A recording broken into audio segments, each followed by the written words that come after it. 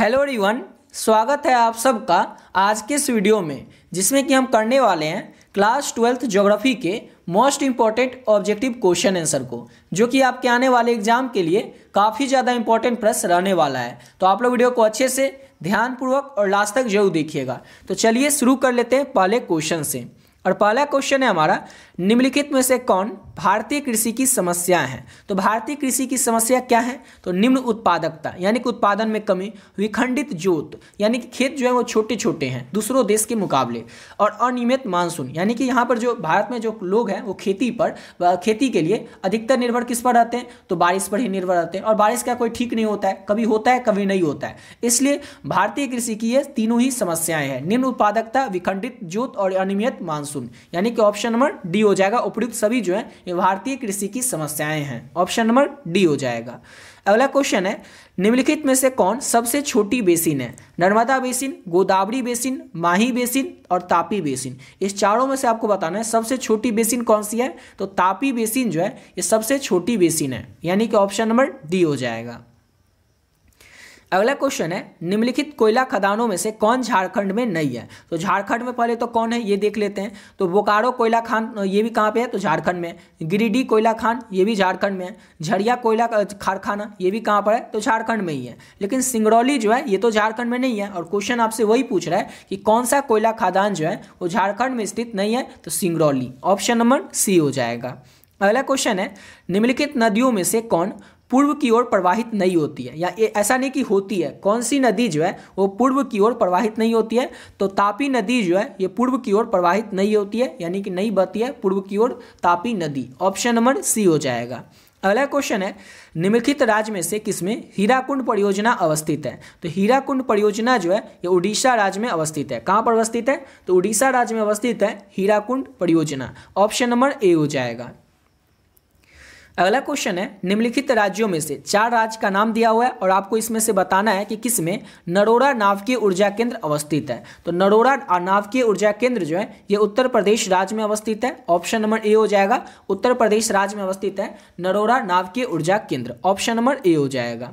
अगला क्वेश्चन है, निम्नलिखित में से कौन पूर्व मध्य रेल का मंडल का मुख्यालय है? पूर्व मध्य रेल मंडल का मुख्यालय कौन सा है? तो हाजीपुर जो है ये क्वेश्चन कई बार आपके एग्जाम में ऑलरेडी पूछा गया क्वेश्चन है, बहुत ही ज़्यादा इंपॉर्टेंट है, इसको तो अच्छे से याद ही रखिएगा कि पूर्व मध्य रेलवे का मंडल का जो मुख्यालय है वो कहाँ पर अवस्थित है? तो हाजीपुर में अवस्थित है पूर्व रेल मंडल का मुख्यालय, ऑप्शन नंबर डी हो जाएगा।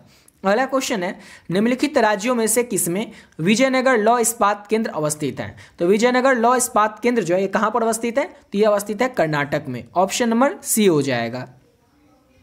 अगला क्वेश्चन है, निम्नलिखित में से कौन सर्वाधिक जनसंख्या वाला मेगा नगर है? तो ये सबको पता है कि मुंबई जो है ये सर्वाधिक यानी कि सबसे ज़्यादा जनसंख्या वाला मेगा नगर है, ऑप्शन नंबर ए हो जाएगा।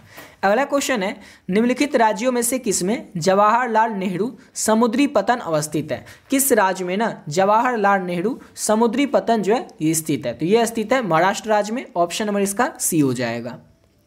अगला क्वेश्चन है, उत्तर दक्षिण गलियारा जोड़ता है। तो उत्तर दक्षिण गलियारा किसको जोड़ता है? तो श्रीनगर को कन्याकुमारी से जोड़ता है उत्तर दक्षिण गलियारा। ये क्वेश्चन भी काफ़ी ज़्यादा इंपॉर्टेंट है आपके बोर्ड एग्जाम के लिए, तो अच्छे से आप लोगों को याद रखना है कि उत्तर दक्षिण गलियारा किसको जोड़ता है? तो श्रीनगर को कन्याकुमारी से जोड़ता है उत्तर दक्षिण गलियारा, यानी कि ऑप्शन नंबर सी हो जाएगा।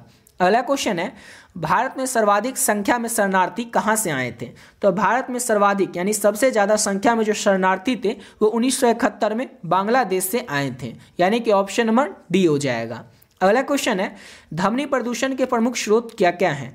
तो उद्योग, मोटर वाहन, लाउड स्पीकर, यानी कि ऑप्शन डी हो जाएगा। इनमें से सभी जो है ये ध्वनि प्रदूषण के मुख्य स्रोत हैं, और ये क्वेश्चन आप लोगों से लघु उत्तरीय में भी पूछा जाएगा कि ध्वनि प्रदूषण के प्रमुख स्रोत क्या होते हैं, संक्षिप्त में बताइए। तो याद रखना है जो फैक्ट्री होता है, उद्योग होता है, या फिर जो मोटर वाहन चलाते हैं, जिसके अंतर्गत आप एग्जाम्पल दे दीजिएगा, जैसे कि मोटरसाइकिल, कार, ट्रक, बस, या फिर लाउड स्पीकर पर जो जोर से गाना बजाया जाता है। तो इन सभी कारणों से, इन सभी वजह से ध्वनि प्रदूषण होता है। और ध्वनि प्रदूषण से क्या क्या नुकसान होते हैं? तो बहुत सारी बीमारियां होती है, हेडेक होता है, हमारे स्वास्थ्य पर बहुत ही ज़्यादा नकारात्मक प्रभाव पड़ता है ध्वनि प्रदूषण का। ये सब आप लोग लिख दीजिएगा जब आपसे ये क्वेश्चन पूछा जाएगा लघु उत्तरीय में, और ये पूछा ही जाएगा, बहुत ही ज़्यादा इंपॉर्टेंट है कि जो ध्वनि प्रदूषण होता है इसके मुख्य स्रोत क्या क्या हैं और इसके नुकसान क्या क्या हैं, ये आपसे क्वेश्चन लघु उत्तरीय में पूछा जा सकता है।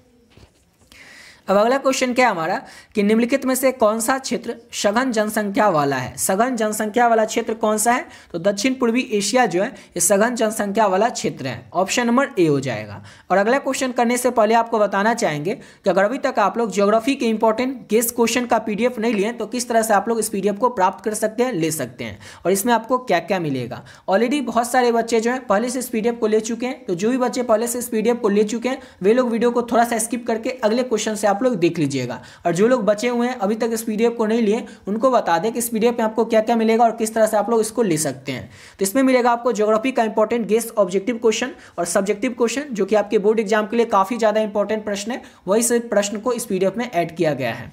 और इसके साथ साथ आपको मिलेगा पिछले 11 साल में आपके एग्जाम में ज्योग्राफी में जो भी प्रश्न पूछे गए ऑब्जेक्टिव क्वेश्चन वो भी आपको मिल जाएगा आंसर के साथ। और अगर आप इतना अच्छे से कर लेते हैं ना तो इसके अलावा तो आपको और कुछ करने की जरूरत ही नहीं पड़ेगी। और इतना सब कुछ जो आपको मिल रहा है ये केवल और केवल 20 रुपीज यानी कि 20 रुपये में आपको ये पीडीएफ मिल जाएगा। और इतना कम इसका प्राइस इसीलिए रखे हैं ताकि हर एक बच्चा इसको ले सकेगा, अफोर्ड कर सकेगा और अपने आने वाले एग्जाम की तैयारी और भी बेहतरीन ढंग से कर पाएगा।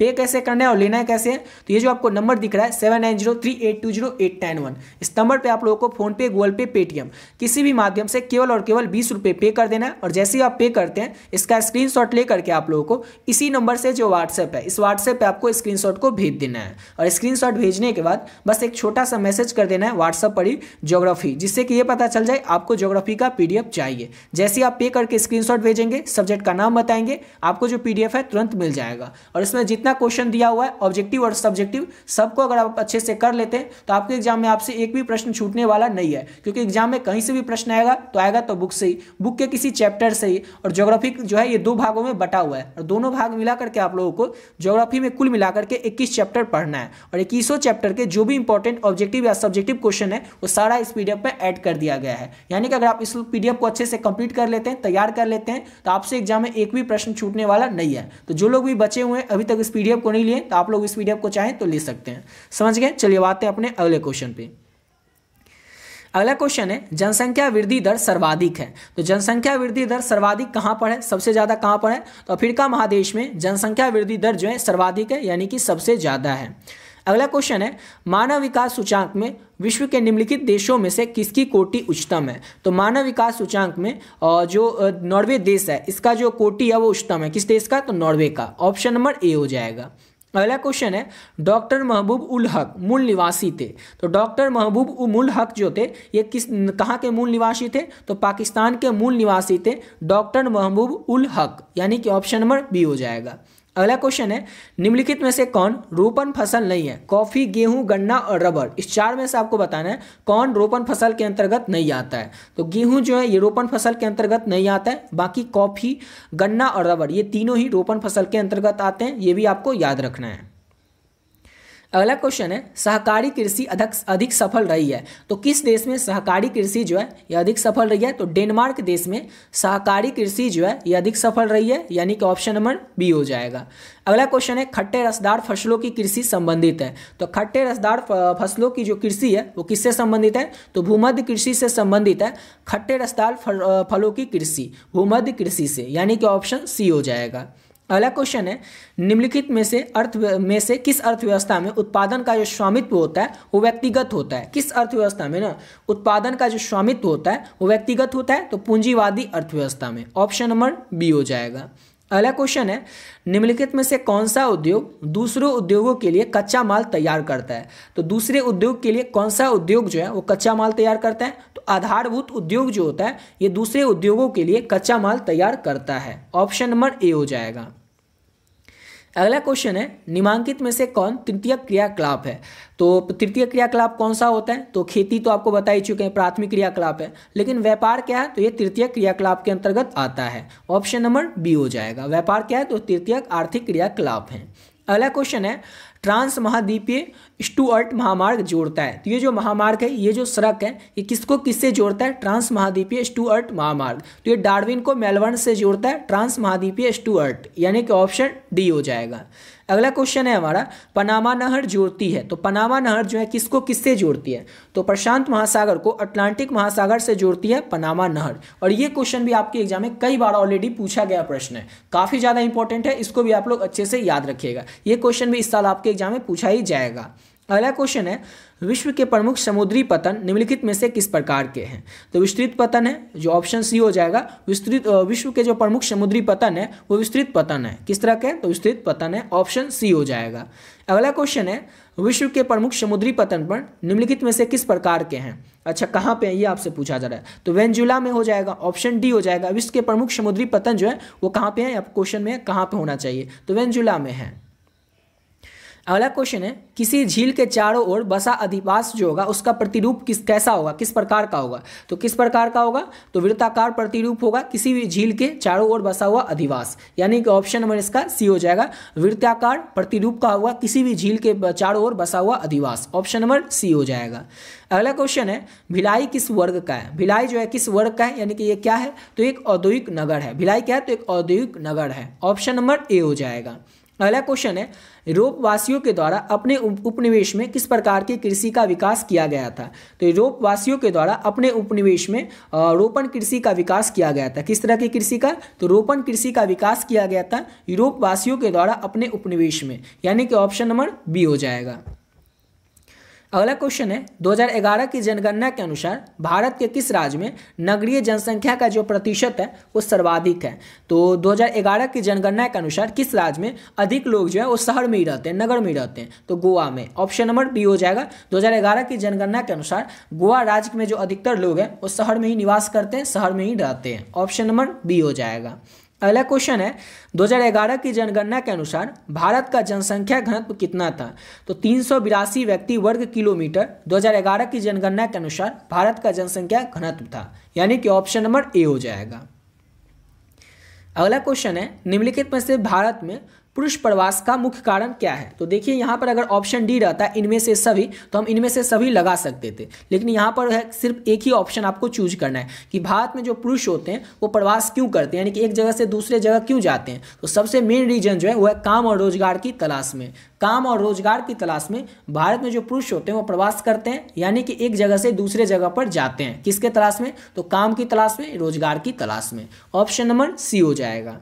अगला क्वेश्चन है, निम्नलिखित केंद्र शासित प्रदेशों में से किसकी साक्षरता दर सबसे उच्चतम है, यानी कि सबसे ज़्यादा है? तो केंद्र शासित प्रदेश जो है लक्षद्वीप, इसकी जो साक्षरता दर है ये सबसे उच्चतम है, सबसे ज़्यादा है, यानी कि ऑप्शन नंबर डी हो जाएगा, लक्षद्वीप की। और अगला क्वेश्चन है हमारा, निम्नलिखित राज्यों में से किसका 0.6 आयु वर्ग में लिंग अनुपात जो है वो न्यूनतम है? तो हरियाणा राज्य हो जाएगा, इसका जो 0 से 6 वर्ष का आयु का जो वर्ग का लिंग अनुपात है वो न्यूनतम है, यानी कि ऑप्शन नंबर ए हो जाएगा। इसी के साथ वीडियो यहाँ पे कंप्लीट करते हैं। आशा करता हूँ आप लोग को वीडियो अच्छा लगा होगा। मिलते हैं नेक्स्ट वीडियो में, जिसमें कि और भी जो ज्योग्राफी के इंपॉर्टेंट ऑब्जेक्टिव क्वेश्चन होंगे, जो भी इंपॉर्टेंट ऑब्जेक्टिव या सब्जेक्टिव होंगे, उन सभी प्रश्नों को करेंगे। और ऊपर जो आपको पीडीएफ बताएं, जो भी बच्चे अभी तक बचे हुए उस पीडीएफ को नहीं लिए तो आप लोग इसको जरूर ले लीजिएगा। तो मिलते हैं नेक्स्ट वीडियो में नए वीडियो के साथ।